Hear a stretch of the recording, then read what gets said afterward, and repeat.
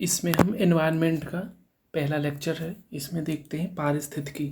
मतलब पारिस्थितिकी तंत्र एक खुला तंत्र होता है। इसमें ऊर्जा एवं पदार्थों का इनपुट और आउटपुट होता रहता है। अब जो ऊर्जा का प्रवाह है वो एक दिशीय होता है, मतलब एक ही डायरेक्शन में चलता है, और पदार्थ हैं उनका जो ये है वो चक्रीय क्रम में इनपुट आउटपुट होता है। पारिस्थितिकी है उसका जो सबसे पहले प्रयोग किया था वो अर्नेस्ट हैकल ने किया था, और पारिस्थितिकी तंत्र का किया था A.G. टांसले।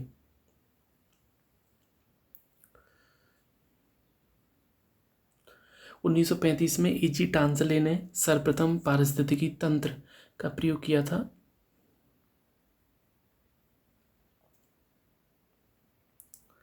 पारिस्थितिकी तंत्र प्रकृति की एक कार्यात्मक इकाई है। जैवमंडल मिट्टी, सेल, जल व वायु से बनी एक पतली परत है। पृथ्वी के चतुर्दक आवरण मंडल के रूप में व्याप्त सबसे बड़ा पारिस्थितिक तंत्र है। अब जो पारिस्थितिक तंत्र है जीवमंडल में एक सुनिश्चित क्षेत्र धारण करता है। पारिस्थितिकी तंत्र एक कार्यशील क्षेत्रीय इकाई है। इसमें 3 मूल संगठक हैं: ऊर्जा संगठक, जैविक बायोम संगठक, अजैविक या भौतिक संगठक, है ना। पारिस्थितिकी तंत्र एक खुला तंत्र होता है। पारिस्थितिकी तंत्र प्राकृतिक संसाधन होते हैं, अतः इसकी अपनी उत्पादकता होती है। किसी भी पारिस्थितिकी तंत्र का समय इकाई के संदर्भ में पर्यवेक्षण किया जाता है। पारिस्थितिकी तंत्र एक खुला तंत्र होता है क्योंकि इसमें ऊर्जा और पदार्थों का निवेश, इनपुट तथा बहिर्गमन आउटपुट होता रहता है। ध्यातव्य है कि बंद तंत्र में ये क्रियाएं नहीं होती हैं। पारिस्थितिकी निम्नलिखित में से के बीच पारिस्थितिक संबंधों का अध्ययन है। किसके बीच है? तो ये जीव और वातावरण, जो जीव है और वातावरण है उसके बीच का जो संबंध है, जीव समुदायों तथा उसके वातावरण के मध्य पारस्परिक संबंधों का अध्ययन किया जाता है। पारिस्थितिकी अर्नेस्ट हैकल, पारिस्थितिकी तंत्र A.G. टांसले, तंत्र है टांसले, दोनों में टी आ रहा है। निम्न में से कौन पारिस्थितिकी तंत्र के विषय में सही नहीं है? यह एक बंद तंत्र होता है, यही गलत है। इसमें जैविक और अजैविक दोनों घटक होते हैं, सही है। इसकी स्वयं की उत्पादकता होती है, सही है। यह प्राकृतिक संसाधन तंत्र होता है, ये भी सही है। यह एक बंद तंत्र होता है, यही गलत है। पारिस्थितिकी तंत्र एक खुला तंत्र होता है, क्योंकि किसी चीज़ से बंद थोड़ी कर रहे हो, ये खुला है। पारिस्थितिकी तंत्र जैविक व अजैविक दोनों घटकों से युक्त होता है। इसकी अपनी स्वयं की उत्पादकता होती है। यह प्राकृतिक संसाधन तंत्र होता है। पारिस्थितिकी तंत्र किसी निश्चित समय इकाई के समस्त जीवों और भौतिक पर्यावरण का प्रतिनिधित्व करता है, सही है। यह एक कार्यशील इकाई है, सही है। यह इसकी अपनी स्वयं की उत्पादकता होती है, बिल्कुल सही है। जीवमंडल एक खुला तंत्र का उदाहरण है, बिल्कुल सही। जीवमंडल में पदार्थ के प्रारंभिक निवेश के बाद पुनः नए पदार्थों का निवेश नहीं हो सकता है, गलत। इसमें ऊर्जा और पदार्थ दोनों का इनपुट आउटपुट चलता रहता है। तो जीवमंडल एक खुला तंत्र का उदाहरण है, इसमें पदार्थों का प्रवेश और बहिर्गमन चलता रहता है। पृथ्वी का सर्वाधिक बृहद पारिस्थितिक तंत्र निम्न में से कौन सा है? जैवमंडल। पृथ्वी का बृहद पारिस्थितिक तंत्र जैवमंडल है। पारितंत्र के घटक जैविक प्लस अजैविक घटक होते हैं, और पारिस्थितिकी तंत्र जैवमंडल में एक सुनिश्चित क्षेत्र, ठीक है, उसका एक सुनिश्चित क्षेत्र धारण करता है। पारिस्थितिकी तंत्र एक कार्यशील क्षेत्रीय इकाई है। पारिस्थितिकी तंत्र का खुला तंत्र होता है। पारिस्थितिकी तंत्र प्राकृतिक संसाधन होते हैं, अर्थात इसकी अपनी उत्पादकता होती है। पारिस्थितिकी तंत्र में जैविक अजैविक घटक दोनों होते हैं। अब ये है व्यष्टि, मतलब इंडिविजुअल। समष्टि मतलब जनसंख्या। तो व्यष्टि, समष्टि, जनसंख्या, समुदाय, पारिस्थितिक तंत्र और भूदृश्य। समुद्र में घुला सबसे अधिक लवण होता है NaCl, उसके बाद MgCl2। 4 होते हैं। एक होते हैं उत्पादक, फिर होते हैं प्रथम स्तर के उपभोक्ता जिन्हें शाकाहारी कहते हैं, द्वितीयक स्तर के जिन्हें मांसाहारी कहते हैं, तृतीयक स्तर के जिन्हें सर्वाहारी कहते हैं।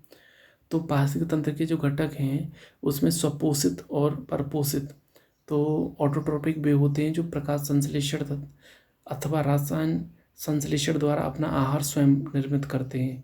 कंज्यूमर्स मानव सहित परपोषित पौधे होते हैं, परपोषित जंतु होते हैं। जलीय पारिस्थितिक तंत्र पृथ्वी के 71% भाग पर विश्व के सर्वाधिक क्षेत्र पर फैला हुआ है। डिकम्पोजर्स वे सूक्ष्म जीव होते हैं जो मृत पौधों, जंतुओं और अन्य जैविक पदार्थों को सड़ा गला कर वियोजित करते हैं। इसी प्रक्रिया के दौरान वे अपना आहार ग्रहण करते हैं, जैविक तंत्रों की पुनर्व्यवस्था भी करते हैं। पारिस्थितिक तंत्र दो प्रकार के होते हैं, स्थलीय और जलीय। घास, वन, मरुस्थल स्थलीय हैं और जलीय में दो होंगे, झील, नदियाँ और समुद्र आते हैं। झील, वन, घास के मैदान प्राकृतिक पारिस्थितिक तंत्र हैं, जबकि धान का खेत एक मानव निर्मित पारिस्थितिक तंत्र है। स्थलीय में वन, घास, मरुस्थल। जलीय में दो प्रकार के हैं, लवड़ी, अलवड़ी।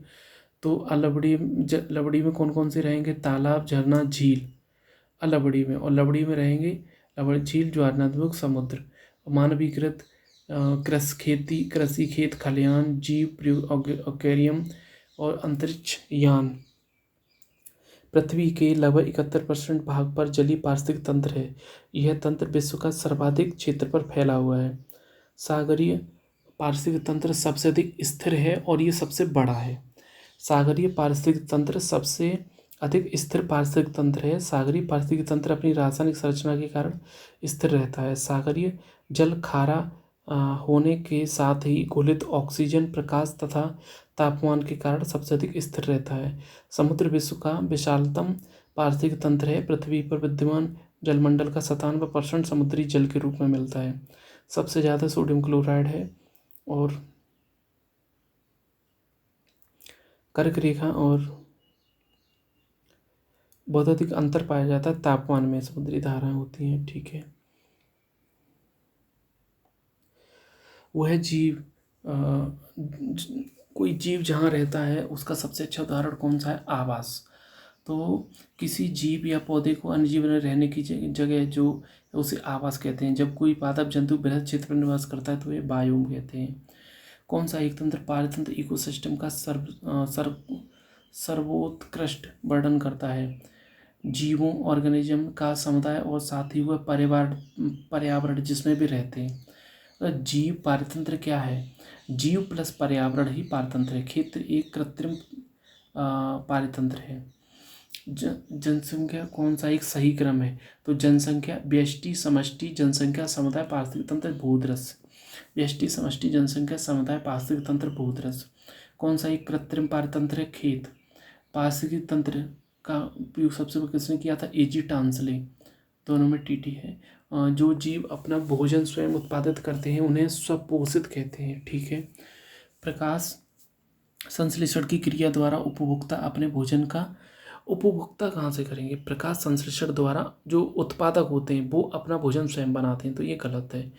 वियोजक अकार्बनिक पदार्थों को कार्बनिक पदार्थों में परिवर्तित करते हैं, गलत।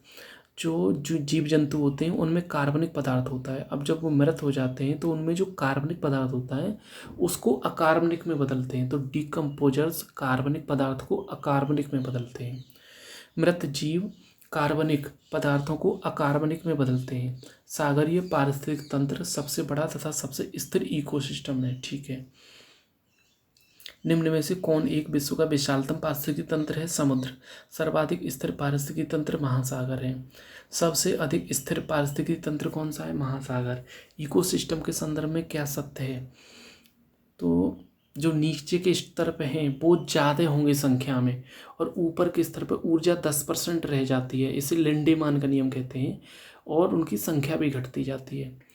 तो अगले स्तर पर संख्या घटती जाती है। प्राथमिक उपभोक्ता उत्पादक पर न्यूनतम रूप से आश्रित रहते हैं, ये गलत है। पूरी तरह से उन्हीं पर आश्रित रहते हैं। कौन सा कृत्रिम पारिस्थितिक तंत्र है? धान का खेत। कौन सा एक पारिस्थितिकी तंत्र पृथ्वी के सर्वाधिक क्षेत्र पर फैला हुआ है? सामुद्रिक।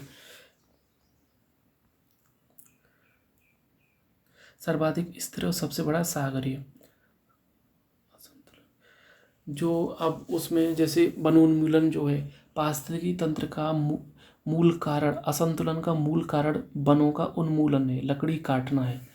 वनोन्मूलन के कई कारण हैं जिन्हें अधोलिखित आरेख द्वारा समझाया समझा जा सकता है।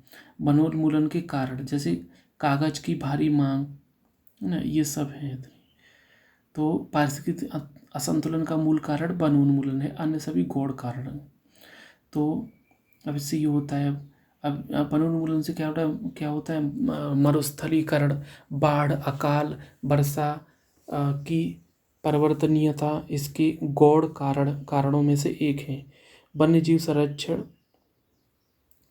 जल प्रबंधन, वन रोपण एवं वन्यजीव सुरक्षा से पारिस्थितिक संतुलन सकारात्मक रूप से प्रभावित होता है। मतलब अच्छे काम है ये, जल प्रबंधन करो, वन रोपण करो, वन्यजीव सुरक्षा करो। निम्न में से कौन एक पारिस्थितिकी संतुलन बनाए रखने में मदद नहीं करता है? तो देखो, वनों का काटना, वनों के काटने से पारिस्थितिकी संतुलन बनेगा नहीं, बिगड़ेगा।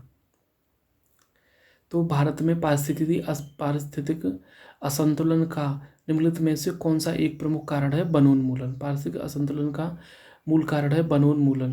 किस कार्य से पारिस्थितिक संतुलन बिगड़ता है? वनों का काटना। किसका पारिस्थितिक संतुलन के संबंध में नहीं है? निम्नलिखित में से किसका पारिस्थितिक संतुलन से संबंध नहीं है? औद्योगिक प्रबंधन नहीं, जल प्रबंधन करो, तुम वन रोपण करो, वन्यजीव सुरक्षा करो, इन सब से क्या होगा? पारिस्थितिकी संतुलन अच्छा होगा। लेकिन औद्योगिक प्रबंधन से इसका कोई संबंध नहीं है। वहन क्षमता, तो किसी वहन क्षमता वो है जो पारिस्थितिकी तंत्र में मतलब ज़्यादा से ज़्यादा जीव और ये वहन कर सकता है। एक संतुलित पारिस्थितिकी तंत्र में जीवों की वृद्धि भी संतुलित होती है। यह संतुलित वृद्धि किसी पारितंत्र की वहन क्षमता के अनुरूप होती है।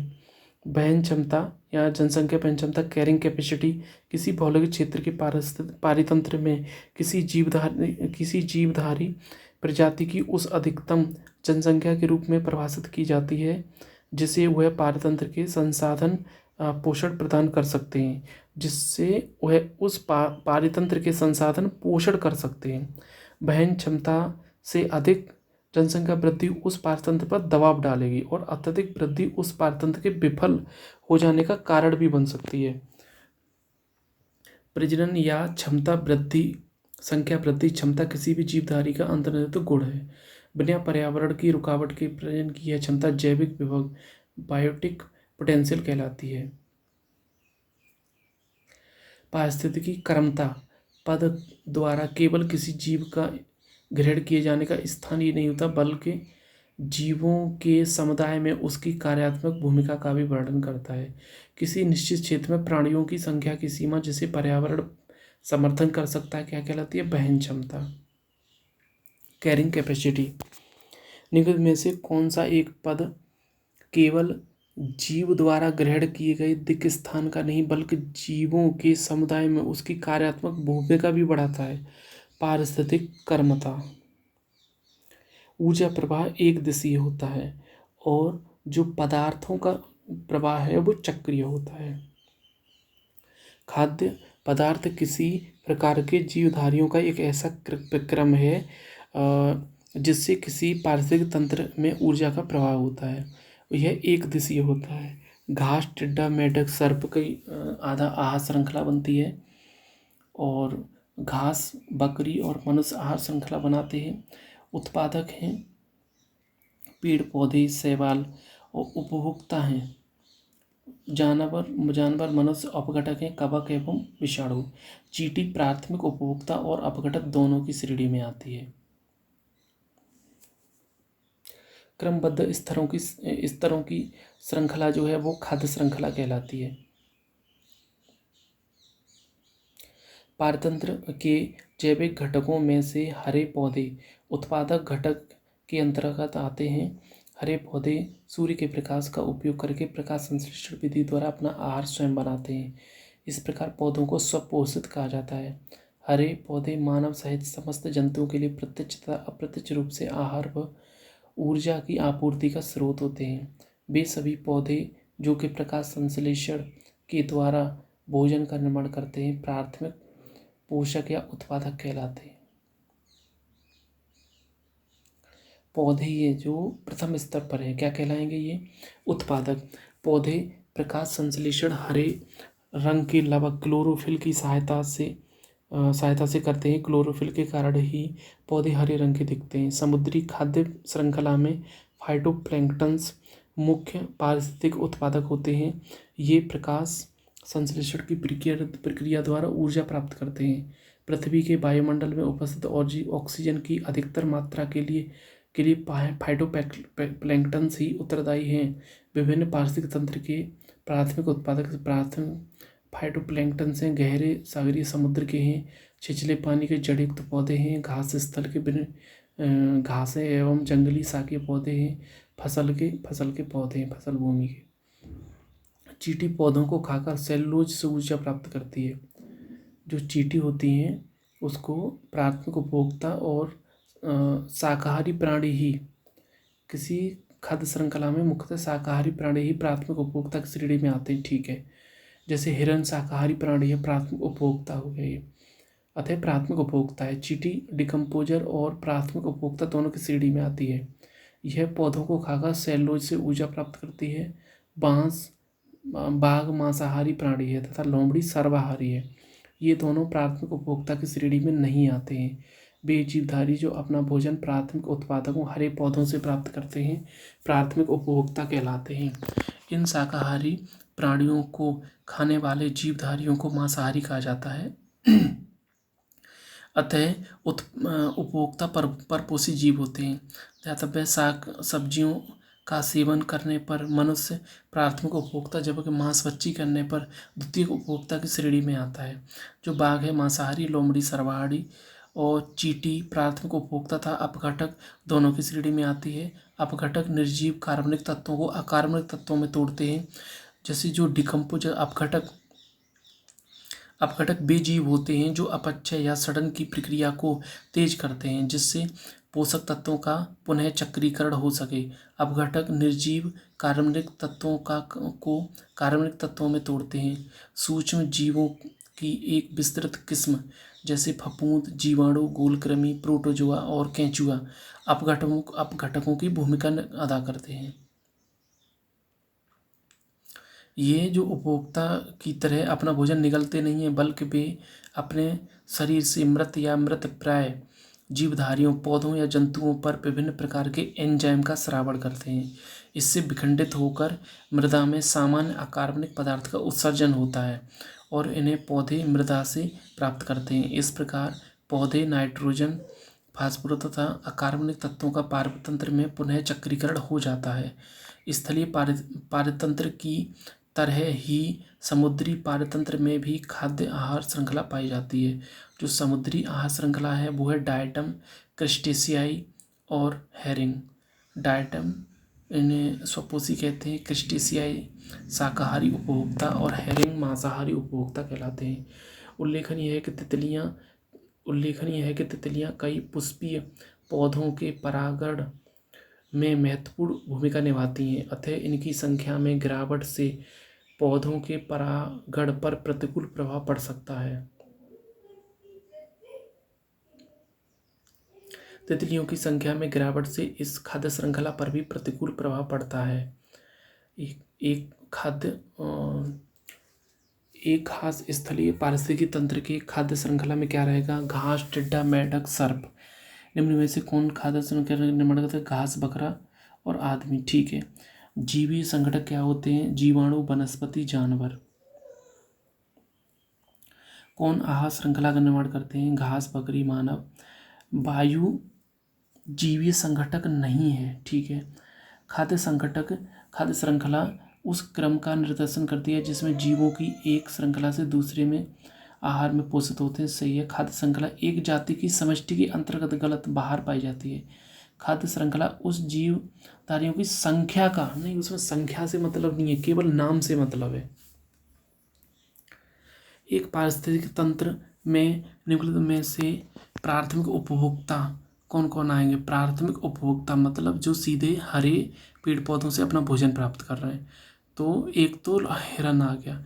अब जो चींटी है वो प्राथमिक उपभोक्ता और अपघटक दोनों में आती है, क्योंकि ये पौधों की जो जड़ें, ये तने हैं, वहाँ सेलुलोज जो होता है उससे ऊर्जा प्राप्त करती है, भोजन प्राप्त करती है। तो इसको प्राथमिक उपभोक्ता भी कहा जाता है और डिकम्पोजर। चींटी अपघटक और प्राथमिक उपभोक्ता दोनों की श्रेणी में आती है। समुद्री वातावरण में प्रथम मुख्य प्राथमिक उत्पादक होते हैं फाइटोप्लैंक्टन्स। समुद्री वातावरण में पादप प्लवक फाइटोप्लैंक्टन्स प्राथमिक उत्पादक हैं। पारिस्थितिक तंत्र में जैविक घटकों में कौन उत्पादक घटक है? हरे पौधे। पारिस्थितिक तंत्र में जैविक घटकों में कौन उत्पादक है? मोर यानी गाय यानी बाघ यानी हरे पौधे हैं। कुछ कारणों से तितलियों का है ये। कुछ पौधों की परागण प्रतुल सही है। कवक से कोई मतलब नहीं है। बर्बरियों प्रजाति समझ गिरावट हो सकती है, सही है। और प्रथम पोषण स्तर के अंतर्गत कौन आते हैं? हरित पादप। 4 स्तर होते हैं, तो पहले पे आएंगे हरित पादप, दूसरे पोषण स्तर पर आएंगे शाकाहारी मतलब प्राथमिक उपभोक्ता, तीसरे पे आएंगे द्वितीयक उपभोक्ता, चौथे पे आएंगे सर्वाहारी। जैविक और अजैविक संगठकों के मध्य बिचौलिए का काम कौन करता है? उत्पादक। जैविक और अजैविक संगठकों के बीच, ठीक है, उत्पादक जो होते हैं वो अजैविक से अपने में लेते हैं पूरा ये प्रकाश संश्लेषण के द्वारा भोजन का निर्माण करते हैं, उत्पादक कहलाते हैं और ये बिचौलिए का काम करते हैं। खाद्य श्रृंखला फूड चेन में मानव है, किसमें आएगा? प्राथमिक और द्वितीय उपभोक्ता। प्राथमिक उपभोक्ता कब आएगा? जब वो शाकाहारी है, और द्वितीय कब आएगा? जब वो मांसाहारी है। उत्पादक जैविक व अजैविक संगठकों के मध्य बिचौलियों का काम करता है। पारिस्थितिक तंत्र के संदर्भ में निम्नलिखित कथनों पर विचार कीजिए। स्वपोषण स्तर पर उत्पादन को प्राथमिक उत्पादकता कहा जाता है, सही है। द्वितीयक उत्पादकता का संदर्भ परपोषी, ठीक है, दोनों सही है। निम्नलिखित में से कौन अपघटक जीव कहलाते हैं? तो जीवाणु और कवक दो कहलाते हैं, विषाणु अपघटक नहीं है। कौन सी आहार श्रृंखला कहलाती है? डायटम, क्रस्टेशियाई और हेरिंग। डायटम, क्रस्टेशियाई और हेरिंग, ठीक है। 4 होते हैं। प्रथम पोषण स्तर पर प्राथमिक उपभोक्ता आते हैं, प्राथमिक पोषण स्तर पर उत्पादक आते हैं, द्वितीयक पोषण स्तर पर प्राथमिक उपभोक्ता आते हैं, तृतीय पोषण स्तर पर द्वितीय उपभोक्ता आते हैं और चतुर्थ पोषण स्तर पर तृतीय उपभोक्ता आते हैं। निम्नलिखितों में से कौन सही है? पर्वत है, देखो कौन सा सही है? सर्वाधिक स्थायी पारिस्थितिक तंत्र पर्वत नहीं समुद्र है, और अजैविक अवयव वायु है, जीवाणु एक जैविक अवयव है, और जो हरे पौधे हैं वो पारिस्थितिक तंत्र हैं, ठीक है। वर्षा, ग्लोबल वार्मिंग, यही गलत है, तो नहीं।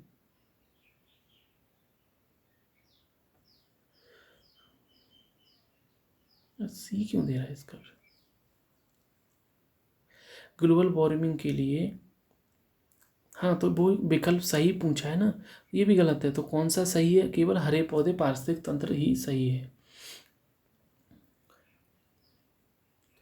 ऊर्जा का प्रभाव, पारिस्थितिक निकाय में ऊर्जा का प्राथमिक स्रोत जो है वो सौर ऊर्जा है।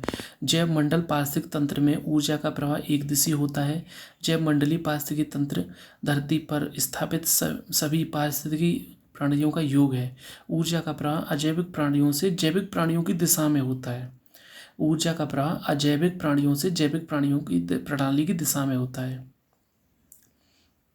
ऊर्जा का स्रोत सूर्य है, प्रवाह एक दिशी होता है, पदार्थ चक्रीय होता है। लिंडेमैन का 10% ऊर्जा का नियम, अगले स्तर पर 10% ऊर्जा ही जाती है।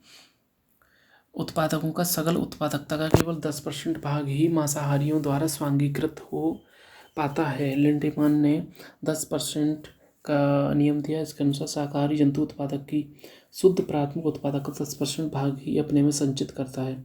जब कोई मांसाहारी शाकाहारी जंतु को खाता है तो वह शाकाहारी की 10% ऊर्जा संचित करता है। इस प्रकार खाद्य कड़ी के प्रत्येक स्तर प्रथम, द्वितीय व सर्वश्रेष्ठ श्रेणी के स्तर पर उपभोक्ता केवल 10% संचित ऊर्जा को अपने शरीर भार में रूपांतरित करता है। शाकाहारी प्राथमिक उपभोक्ता और स्वपोषी प्राथमिक उत्पादक, ठीक है। 4 होते हैं वो बताए गए हैं। अजैविक प्रणाली से जैविक प्रणाली होता है। ऊर्जा का प्रवाह एक दिशीय होता है। ये है। तो जैविक प्रणाली में उपस्थित जीव भार के रेखीय रेखा चित्रीय निरूपण को जीव भार का पिरामिड कहते हैं। तो जीव भार का पिरामिड मतलब वहाँ पे जो सबसे छोटा है वो नीचे रहेगा, सबसे छोटा है वो नीचे रहेगा। तो सबसे प्लैंक्टन्स मछलियाँ छोटी रहती हैं, तो इसीलिए उसके बाद क्रस्टेशियन है ना, फिर छोटी मछलियाँ, फिर बड़ी मछलियाँ। तो बड़ी मछलियाँ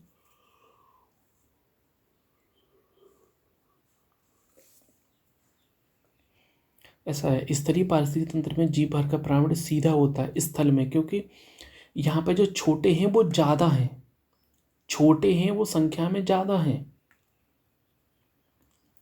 और समुद्र में क्या हो रहा है, जो छोटे हैं वो संख्या में कम है। इसलिए तालाब जो है जलीय पारिस्थितिकी तंत्र, जैसे तालाब में जीव भार का पिरामिड उलट जाता है। तालाब का जीव भार का उल्टा पिरामिड दर्शाया गया है इसमें। पारिस्थितिकी निकाय में ऊर्जा का प्राथमिक स्रोत है सौर ऊर्जा। पारिस्थितिक तंत्र का प्रेरक बल होता है सौर ऊर्जा। और जैव मंडल पारिस्थितिक ऊर्जा में ऊर्जा का प्रवाह एक दिशीय होता है, बिल्कुल सही है। ऊर्जा का प्रवाह चक्रीय होता है, गलत। प्राकृतिक पारिस्थितिक तंत्र में बढ़ते पोषण स्तर के साथ ऊर्जा का सापेक्षिक क्षय घटता है। प्राकृतिक पारिस्थितिक तंत्र में बढ़ते पोषण स्तर के साथ ऊर्जा का सापेक्षिक क्षय घटता है, गलत। प्रगामी बढ़ते पोषण स्तरों के साथ प्रजातियां सुलभ ऊर्जा का उपयोग करने में कम दक्ष होती हैं, गलत। ऊर्जा का प्रयोग एक दिशीय होता है। इकोसिस्टम में उच्चतम पोषण स्तर पर सर्वाहारी पोषण स्तर सर्वाहारी को प्राप्त होता है, ठीक है। 10% नियम किसे कहते हैं? ऊर्जा के खाद्य रूप में एक पोषण से दूसरे पोषी स्तर तक पहुंचना 10% ऊर्जा कहलाता है, लिंडेमान ने दिया था। केवल 10% ऊर्जा रह जाती है, एक स्तर से अगले स्तर में ऊर्जा घटती है, 10% रह जाती है। पारिस्थितिक तंत्र में एक पोषी स्तर से दूसरे पोषी स्तर में ऊर्जा कैसे होती घटती है? जीव भार का पिरामिड तालाब समुद्र में उलट जाता है। तो पारिस्थितिक तंत्र में उच्चतम पोषण प्राप्त होता है सर्वाहारी को। तो जीव भार का पिरामिड किस पारिस्थितिक तंत्र में उलट जाता है? तालाब। जैव वानिकी एवं जैव आवर्धन, बायोनोमिक्स, जीवन के नियम। बायोनोमिक्स जीवन का नियम।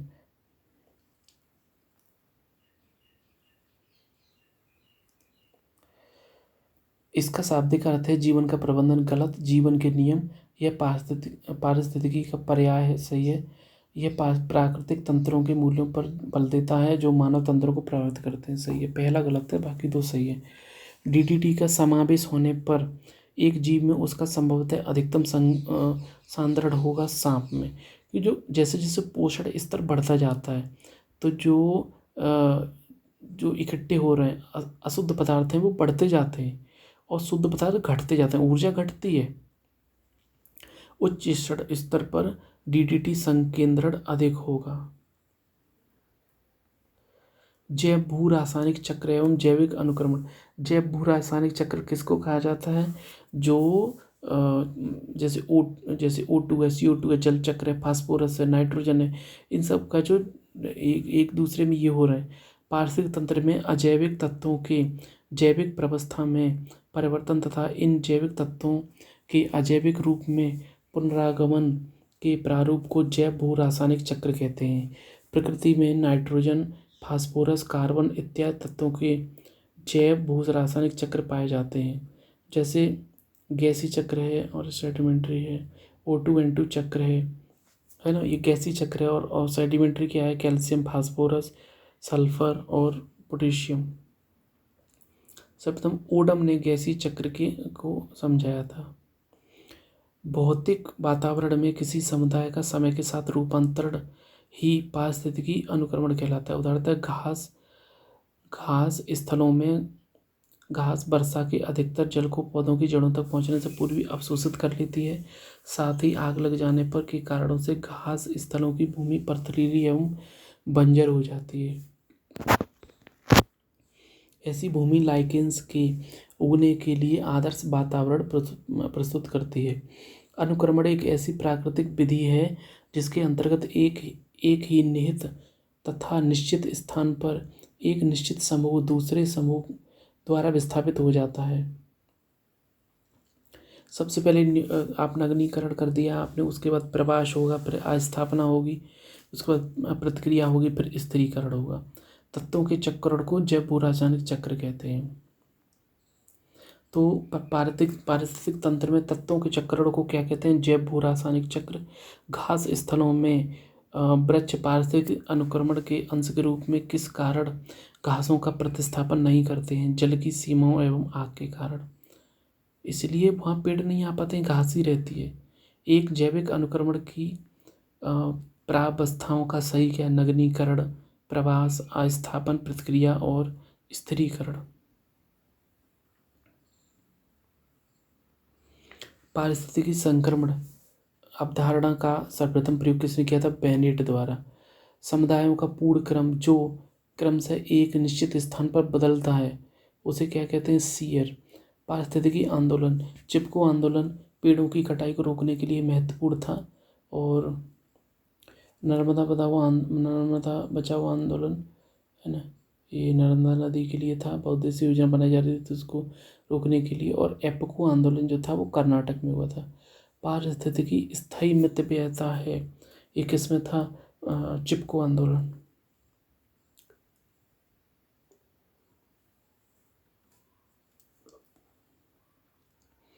चिपको आंदोलन किससे संबंधित है? पादप संरक्षण से। पदछाप एवं मिलेनियम इकोसिस्टम असेसमेंट। तो पदछाप मतलब एक जितनी भूमि चाहिए रहने के लिए उसको पदछाप कहते हैं। पारिस्थितिकी पदछाप के माप की इकाई है भूमंडलीय हेक्टेयर।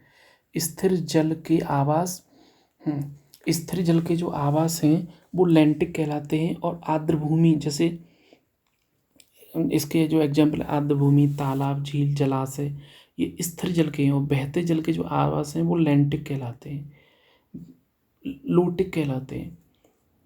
मतलब जो स्थिर है वो लैंटिक और जो बहते जल के हैं वो लोटिक। एक मनुष्य के जीवन को पूर्ण रूप से धारण करने के लिए आवश्यक न्यूनतम भूमि को क्या कहते हैं? पारिस्थितिकीय पदछाप। कौन सा कार्बन के सामाजिक मूल्य पद का सर्वोत्तम रूप से वर्णन करता है? दो विभिन्न समुदायों के बीच का संक्रमण क्षेत्र इकोटोन कहलाता है। प्रदत्त वर्ष में 1 टन CO2 उत्सर्जन करने वाली दीर्घकालिक क्षति। पोषक चक्रण एवं फल परागण। सर्वाधिक स्थायी पारिस्थितिक तंत्र महासागर। पारिस्थितिक तंत्र का विचार एजी टांसले ने दिया था। यूकेलिप्टस को उसकी ये क्या कहते हैं, उसको पर्यावरण का शत्रु कहा गया है। ऑस्ट्रेलिया में सबसे ज़्यादा पाया जाता है। और जो स्थिर जल है लैंटिक और जो बहते जल के हैं लोटिक। तो लूट के आगे बढ़ रहा है वो, तो बहते जल में है, लूट के आगे बढ़ रहा है। और दो विभिन्न समुदायों के बीच का संक्रमण क्षेत्र इकोटोन कहलाता है। और सर्वाधिक स्थायी पारिस्थितिक तंत्र महासागर है। पारिस्थितिक तंत्र का प्रयोग किसने किया था? एजी टांसले। और तंत्रों की घटती उत्पादकता का क्रम क्या है? मैंग्रोव, घास स्थल, झील, महासागर। तो जहाँ पर जितनी ज़्यादा जो अधिक विविधता वाले पारतंत्र की उत्पादकता भी अधिक होती है, मतलब मैंग्रोव की जो विविधता है वो सबसे ज़्यादा होती है तो उसकी उत्पादकता भी सबसे ज़्यादा होगी। तो मैंग्रोव, घास स्थल, झील और फिर महासागर की सबसे कम होती है उत्पादकता। पिक्नोक्लाइन घनत्व प्रवणता और पिक्नोक्लाइन घनत्व प्रवणता,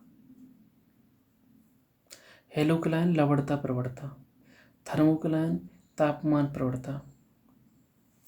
अर्नीज नेस ने गहन पारिस्थितिकी शब्द का प्रयोग किया था। पारिस्थितिकी निके शब्द सर्वप्रथम जोसेफ ग्रीनेल ने किया था। और ये सूक्ष्म जिन्होंने इसे सूक्ष्म आवास कहा था। भारतीय वन्यजीव संरक्षण अधिनियम 1972 और पर्यावरण संरक्षण अधिनियम 1986 और टाइगर 1973, टाइगर प्रोजेक्ट, हाथी प्रोजेक्ट 1992, वन संरक्षण अधिनियम 1980, समुद्री उत्प्रवाह एक ऐसी घटना है जिसमें वायु प्रवाह द्वारा समुद्र की सतह पर विद्यमान गर्म पोषक रहित जल को सघन ठंडे एवं पोषक तत्वों से परिपूर्ण जल द्वारा स्थानांतरित कर दिया जाता है। अधिक विविधता वाले पारिस्थितिक तंत्र की उत्पादकता भी अधिक होती है। पारिस्थितिकी संवेदी क्षेत्र वे क्षेत्र होते हैं जिन्हें पर्यावरण संरक्षण अधिनियम 1986 के तहत घोषित किया जाता है। ऐसे क्षेत्रों में को रेगुलेट किया जाता है और कृषि को छोड़कर सभी मानव क्रियाओं निषेध नहीं है, कुछ प्रतिबंध लगाया जाता है। वृक्षों में कौन पारिस्थितिकी मित्र नहीं है? यूकेलिप्टस। पारिस्थितिकी संकट है यूकेलिप्टस। और पारिस्थितिकी कौन सा वृक्ष पर्यावरणीय संकट माना जाता है? यूकेलिप्टस। लैंटिक कौन से? स्थिर जल के, तालाब और दलदल। झरना, नदी तालाब ये सब कैसे? झरना, नदी, और इसमें नदी आ गई तो इसलिए नहीं होगा। स्थिर जल के होते लैंटिक और बहते जल के लोटिक। दो विभिन्न समुदायों के बीच का संक्रांति या संक्रमण क्षेत्र क्या कहलाता है? इकोटोन। घटती उत्पादकता का क्रम मैंग्रोव, घास, स्थल, झील, महासागर, सूक्ष्म आवास, पारिस्थितिकी निके। सबसे स्थायी पारिस्थितिक तंत्र महासागर, सबसे स्थायी समुद्री। और इनका जो उत्पादकता क्रम क्या है? घटता क्रम मैंग्रोव, घास स्थल, झील, महासागर। लवणता, प्रवणता हेलोक्लाइन। गहन पारिस्थितिकी डीप साइट इकोलॉजी का प्रयोग किसने किया था? अर्नीस्ट नेस। और पारिस्थितिकी निके की संकल्पना किसने दी थी? ग्रीनेल ने। वन्यजीव संरक्षण अधिनियम 1972, पर्यावरण संरक्षण 1986, जनजातियों एवं पारिस्थितिकी वन्यवासियों के लिए मान्यता 2006, वन संरक्षण अधिनियम 1980। निम्नलिखित में से कौन जल निकाय के में सघन प्रवणता को दर्शाता है? जल निकाय में घनत्व प्रवणता कौन दिखाएगा? पिक्नोक्लाइन। और लवणता प्रवणता हेलोक्लाइन। समुद्री उत्प्लावन अपवेलिंग क्या होते हैं? सूक्ष्म। इसमें क्या होता है कि पोषक तत्वों की सतह पर आ जाते हैं, मतलब सब अच्छा ही होता है। संवेदी 1972 से नहीं 1986 से, प्रतिबंध नहीं, विनियमित रहता है। पारिस्थितिकी के विभिन्न अवयव आपस में एक दूसरे पर निर्भर नहीं होते हैं, गलत, एक दूसरे पर निर्भर होते हैं। मानव क्रियाओं से वातावरण प्रभावित होता है, बिल्कुल सही।